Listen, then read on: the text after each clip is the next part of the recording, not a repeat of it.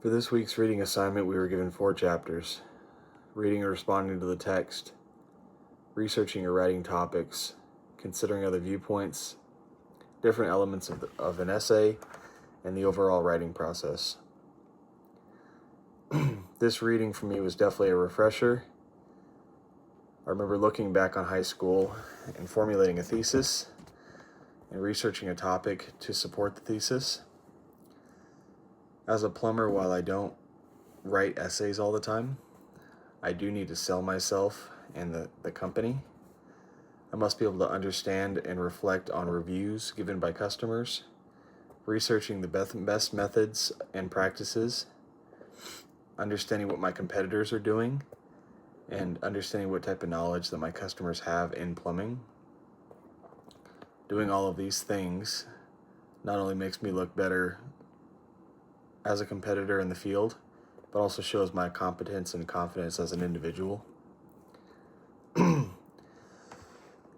One thing that challenged me was the idea that your thesis will evolve with your paper as you research and write out your topics throughout the paper. I always had the impression in school that once you have formulated your thesis, that you make your paper evolve around your thesis statement. And what I found surprising was the idea of an implied thesis.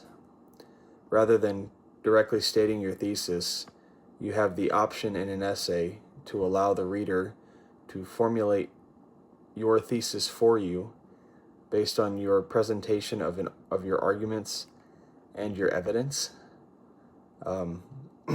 In school, I know when we spent a lot of time on writing an essay, when the topic of a thesis statement came up, you always had a concrete thesis that was explicitly stated in your essay. So the idea that you can have an implied thesis that allows somebody to critically think while reading your paper,